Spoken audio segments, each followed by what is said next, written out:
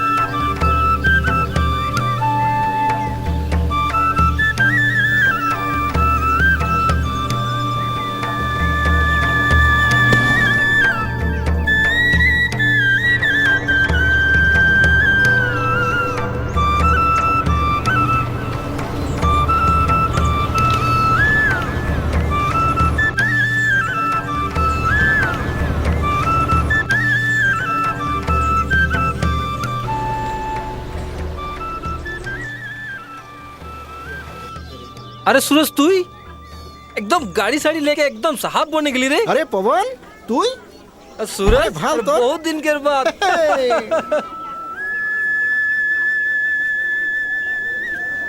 আচ্ছা আচ্ছা এটা কথা নরে हाँ ও যে লাল শাড়ি পিঁধে খাড়া হয়ে আহে বহুটা কার ঘরে রে 3 নম্বরটা নাকি হ্যাঁ কেনে শিবলালের বহুটা নহয় নাকি শিবলাল মানে আমাদের বুধুয়া কাকার বেটা হ্যাঁ আরে ও কেখন শাদি পাতলো 1 বছর রকমই হইল 1 বছর হ্যাঁ তুই একটা কথা মন করছিস কি না কথা বহুটা বারু গাতে আহে নাকি হ্যাঁ গাতে আছে মানে ছেনা পাবারই হইছে কিন্তু কথাটা জানো ভালো হচ্ছে কি কথা এইরকম অবস্থায় মাথায় এত না ডাঙর টুকরি লেকে খাড়া হয়ে থাকাটা কেনে কেনে মানে তুই হুদিয়াছি মোকে আরে এই বাগানটায় জানাশোনা মানুষকে তুই হয় না না হয়। তবে এইটা অবস্থায় এরকম এতনা কষ্টর কাম দিনটা খাড়া হয়ে হয়ে পাত তোলা আর মাথায় এতনা ডাঙর টুকরি লি কোনো ওজন লি খাড়া হয়ে থাকাটা এটা যেন ভাল কিন্তু বললে যেন আমাদের কথাটা মানবে মানাতে হবে আর মোর বিশ্বাস ওরা নিশ্চয় মানবে কারণ ওদের ভবিষ্যতের কথা হ্যাঁ জড়িত হয়ে আহে সব হবে তুই কি এরকম এথায় কথা পা থাকবি না ঘর দিকেও টুকু যাবি আরে যাবো যাবো কেনে নাই যাবো একদম রেডি হয়ে থাকবো হ্যাঁ। তুই আসবি সঙ্গে চল যাবো ঠিক আছে ঠিক আছে চল চল চল চল চল চল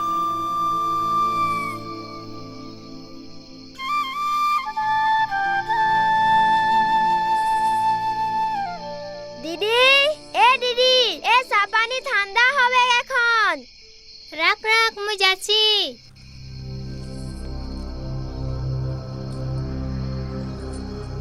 হ্যাঁ লাহে লাহে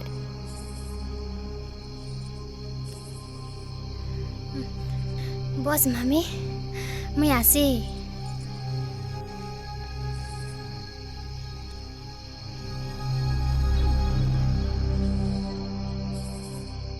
আয় বস এই বসন এই ব্রেঞ্চটা লাগে তো মামারা বসবে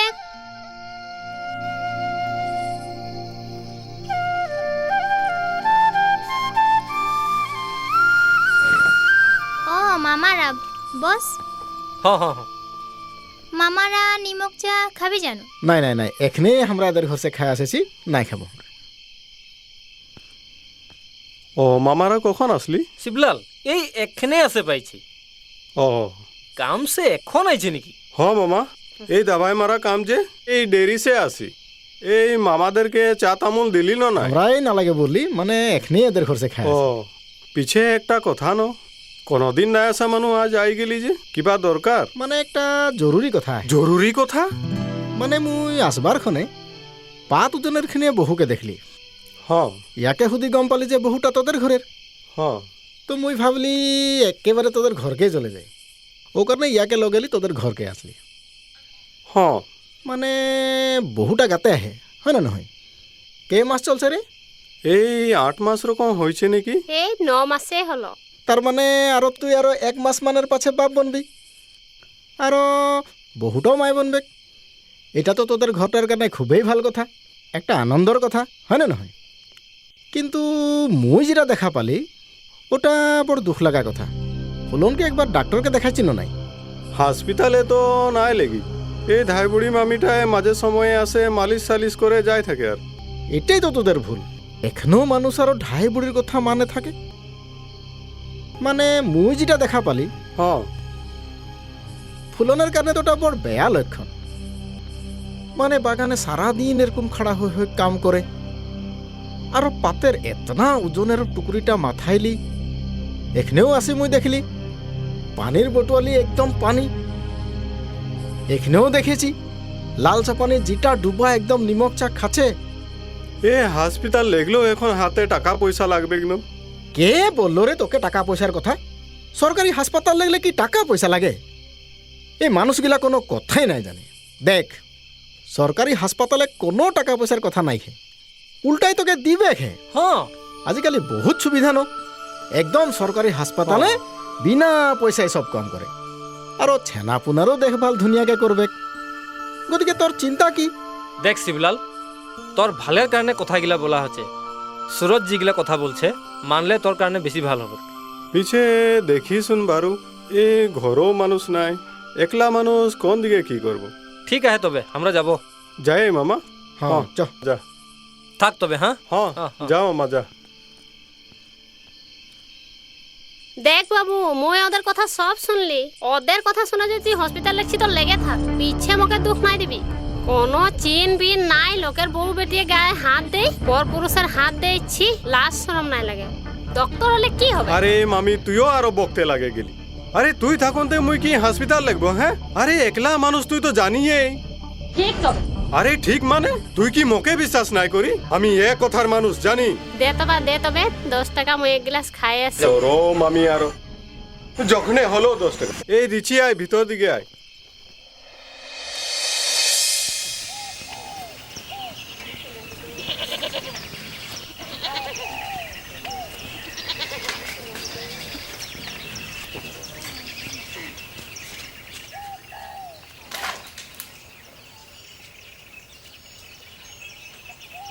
এ ফুলন, ফুলন, এ কাহা গেলি রে? হ্যাঁ, কাহু নাই যাইছি, বাসন ধুই আহি যাচ্ছি র। এ খাতেলে কোনো বনাইছি নাকি রে? এ বহুত ভুক লাগছে।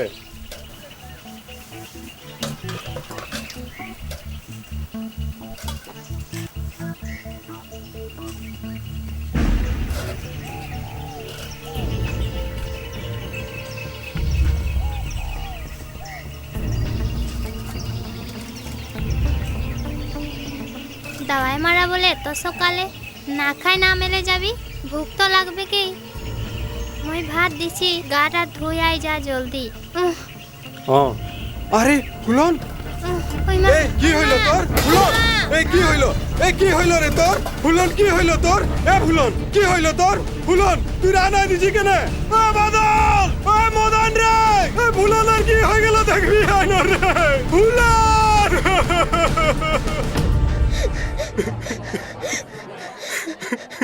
দিদি দিদি,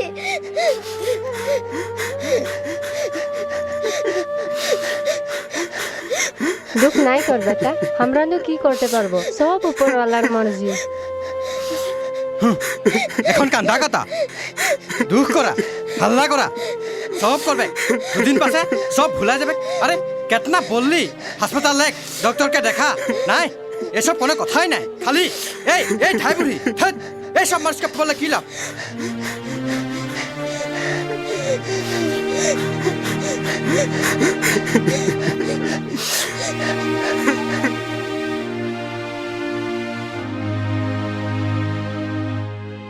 আরে সুরজ, হ্যাঁ, কি করছি? এই যে আয় আয় আয়, বস, আয় আয় আয়। এই গন্তির কাম নাকি? হ্যাঁ, কালি মানে হাজরা গিলা লিয়া হইলো তো, ও গিলাকে পুনর ভরাই দিছি। ফুলনের কথাগুলা শুনে বড় দুঃখ লাগলো রে। হ্যাঁ, হামদার কথা শুনে যদি হাসপাতাল লেখতো তখন হলে তো আজের রকমের একটা দিন দেখতে নাই হতো। কথাগিলা বুঝাইলেও যদি বুঝে নাই পাবে তবে করব কি? ওটা তো ঠিকই, কিন্তু মুই একটা কথা বুঝে নাই পাই। কি কথা? মানে যে সময় মানুষ চান তারার দেশে ঘুরে বলছে, ওই সময় হামদের এই মানুষগুলা এই পুরনা কিছুমান রীতিনীতি মানে থাকি, ও কারণে একটা কথা ভাবছি। হ্যাঁ মুই তো জানি তুই এই বাগানের অলপ জানাশোনা মানুষ, হ্যাঁ। তো তুই যদি এই মানুষকে অলপ নাই বুঝাবি, কে বুঝাবে? কে মুই? হ্যাঁ, তুইও মানুষ মারবি দেই, আমি নিজের মাইকি মানুষটাকে বুঝাতে নাই পারি, আর ওই সবকে কেনে তোর নিজের উপরে বিশ্বাস নাই নাকি আহে তবে যে আরেকটা কথা ন হ তোকে তো মুই আশা কর্মীটাকে হাঁকা রাখতে বলেছিলি হাঁকালি না নাই হাঁকাইছি কিন্তু একটা কথা আমার মাইকি মানুষটাকে কিন্তু আমি হাঁকাইছি বলে কখনো নাই বলবি কেনে বললে কি তোকে পিটবে জেঠা ভাল খবর জলদি নানা হবি হ্যাঁ এই মুই বলেছিলি না তোকে নানা হবে বলে অকল মুয়ে নহয় তুই বি কিন্তু নানা হবি জেঠা ফুর্তি বারো করবি কিন্তু একটা কথা রাধার স্বাস্থ্যটা কিন্তু একদম ভাল নাই হ্যাঁ ওয়ার বয়সটা খুব কম হ্যাঁ ওকে ডাক্তারকে দেখাবার বড় জরুরি কোনো দরকার নাই হাসপাতাল লাগবে বড় আশা বাইদেউ দেখাইছে অত দিন কাঁচা মাছ খাটে দিন গেলে এখন বুঢ়া মাছ খাটে লাগে কোনো দরকার নাই বাগানে জেঠনা চেনা সব সমৃদ্ধায়ে ভাল কৰিছে এখন ডাক্তৰ লাগে মুই ঘৰে নাথাকা দেখি ডাক্তৰনি হলে ঘৰে পাই গেল যা যা যা মোৰ ঘৰ সেখন ৰ ৰ ৰ ৰ ৰ তোকে হাঁকাই লাগে মই হাঁকালি ভজি তুই হ্যাঁ কেনে বেয়া পালে নাকি ন হাঁকাইকে কিবা ভুল করলি ওটা কথা নহয় তৰা মোটা মানুহ কি বুজি পাবি চেনা জনম দিয়া এটা মানুহৰ হাতে নহয় ওটাটো ভগৱানৰ দান ওটা তো ময়ও মানি ভজি ভগবানের ইচ্ছা নাই হলে তো গাছের পাত একটাও নাই হিলে কিন্তু কাল পরশু যে বুধবা কাকার ঘরে ফুলনকের কি হলো তুই নিজেই দেখলি দেখে থাকতে থাকতে আমাদের চকুর সামনে একটা জোয়ান মাইকি মানুষ কিরকম হারাই গেল তুইও কি রাধাকে ওরকম হটা জানো ভাল পাবি দেখ ভজি ও কারণে মুইও বলছি তোরা কাল বেটা বউ দুজনকে লগেলি মালতির সঙ্গে হাসপাতালে একবার ডাক্তারকে দেখা আসবি মুই কাল ফজুরিয়ে যাব ঘুরে দুদিন মানের পাছে আসবো আসি কিন্তু মুই খবর করব না এলাকাকে নাই থাকবি হবে আরে হবেক হবেক এরা যাবেক মা বহু বেটা তিনও লগ যাবেক আর মালতি হসপিটাল কবে লাগাব বলতে রহে জেঠা কাইল মানে গর্ভধারণ করাবলে গম পাওয়ার পাছে একবার নাই তো 3 বার পরীক্ষা করাতে লাগে তবে হলে কোনো ভয় নাই থাকে যা এখন যা দেরি হচ্ছে যা হ্যাঁ আমাদের তো এটাই কাম জেঠা রাত দিন বলে কোনো কথা নাকি তবে মুই এখন যাই তোরা ফজিরে ঠিক উড়ে আছে, আসবি ঠিক আছে। মুই যাই হ্যাঁ তবে মুইও যাই হ্যাঁ ভজি বেয়া নাই পাবি মুইও যাই ঘুরে কিন্তু আসবো এ মালতি র মুইও যাচ্ছি থাক হ্যাঁ স্যার আহা আহা বহক বহা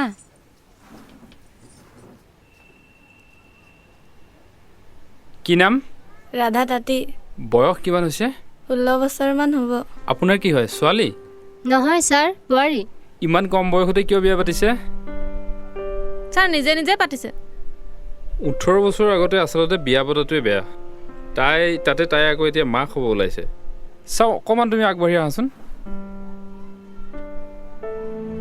তাইৰ স্বাস্থ্যটো কিন্তু খুব ভাল নহয় তেজো কম আছে ভালকৈ নাখায় নেকি ছাৰ খাবলৈ মন নকৰে খাবলৈ মন নাযায় ছাৰ খালে বমি হৈ যায় এইটো সময়ততো এনেকুৱা হ'বই খাবলৈ মন নাযায় কিন্তু যত্ন কৰি হ'লেও খাব লাগিব কাৰণ তুমি যদি এতিয়া খোৱাত যত্ন নিদিয়া তেতিয়া কিন্তু তোমাৰ আৰু তোমাৰ হ'ব লগা সন্তান দুইটাৰ কাৰণে অসুবিধা হ'ব ঘৰত শাক পাচলি আছেনে ছাৰ ঘৰত তেনেকৈ শাক পাচলি নাই কিনি হ'লেও খুৱাব কাৰণ এইটো সময়ত যদি তাই সেউজীয়া শাক পাচলি আৰু অন্যান্য ভাল খাদ্য নোখোৱায় তেতিয়া কিন্তু তাই আৰু তাইৰ হ'ব লগা সন্তান দুইটাৰ কাৰণে অসুবিধা হ'ব আমি ইমান টকা পইচা থকা মানুহ নহয় ইমান বস্তু কেনেকৈ খুৱাম টকা পইচাৰ কথা নহয় আশা বাইদেৱে এইবিলাক কোৱা নাই নেকি মই নাই কোৱা ছাৰ এওঁলোকে হস্পিটেল আহিব খোজা নাছিল আপুনিয়ে কওক মই ক'লে মিছা বুলি ভাবিব পাৰে শুনা চৰকাৰে আচলতে হ'ব লগা সন্তান আৰু মাকৰ স্বাস্থ্যৰ যত্ন ল'বৰ কাৰণে কিছুমান আঁচনি কৰিছে বিশেষকৈ মাজনী বুলি এখন আঁচনি সেই আঁচনিৰ জৰিয়তে চৰকাৰে আপোনালোকক 500কৈ মুঠ 1000 টকা দিব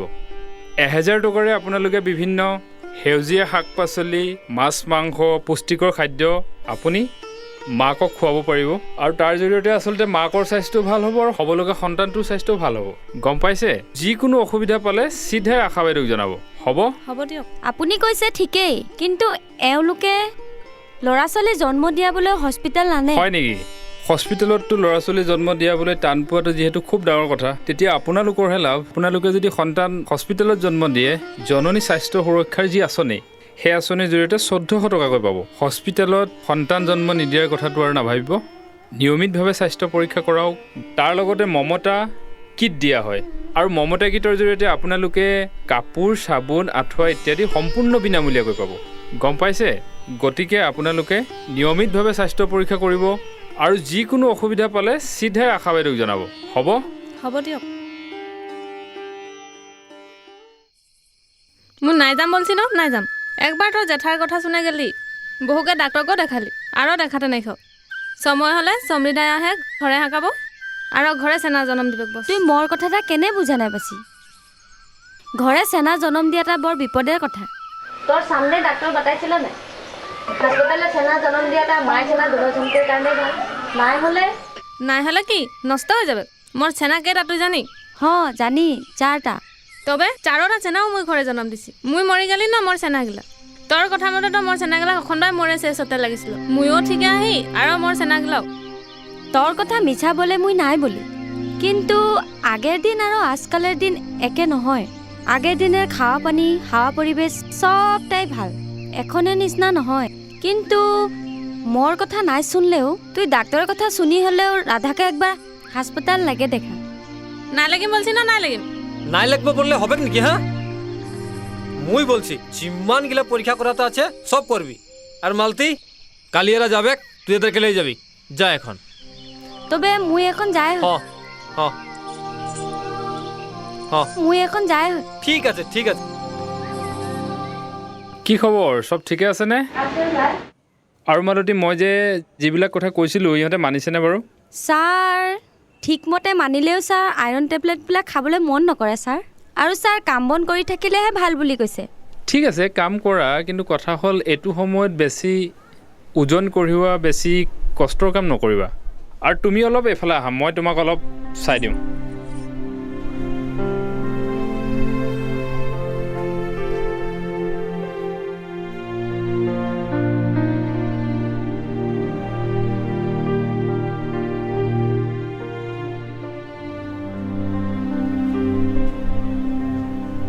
স্যাৰ সকলো ঠিকে আছেনে স্যাৰ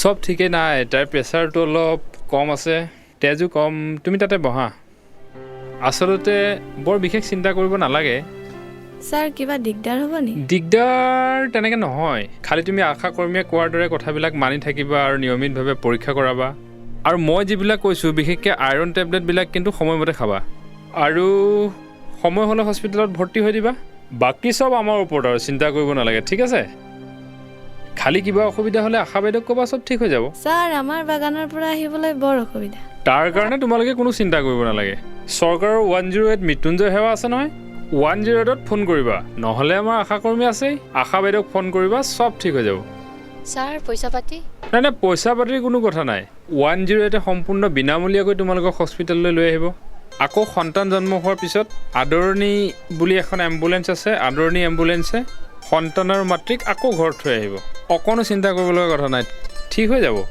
আৰু এটা কথা তোমালোকৰ সন্তান যদি ছোৱালী হয় তেতিয়া কিন্তু আৰু লাভ লাভ আছে তোমালোকৰ সন্তান যদি ছোৱালী হয় আৰু যদি হস্পিটেলত জন্ম হয় তেতিয়া নতুনকৈ জন্ম হোৱা ছোৱালীজনীৰ নামত চৰকাৰে 5,000 টকা বেংকত ডিপজিট কৰিব আৰু সেই 5,000 টকাই ছোৱালীজনীৰ 18 বছৰ বয়স হোৱাৰ পিছত সুতে মূলে প্ৰায় 18,000 মান টকা হয় আৰু চৰকাৰৰ এই ফলপ্ৰসূ আঁচনি কিন্তু দুজনী ছোৱালীৰ কাৰণেহে প্ৰযোজ্য হয় ঠিক আছে তেনে এতিয়া আপোনালোক যাওক মই যিবিলাক কথা কৈছোঁ অকণমান মনোযোগ দিব আৰু সন্তান জন্মশালী হস্পিটেলতে দিয়াব আৰু যিকোনো অসুবিধা হ'লে আশা বাইদেউক ক'ব ঠিক আছে হ'ব তেনে এতিয়া আপোনালোক যাওক ঠিক আছে স্যার আহিছোঁ তেতিয়া ঠিক আছে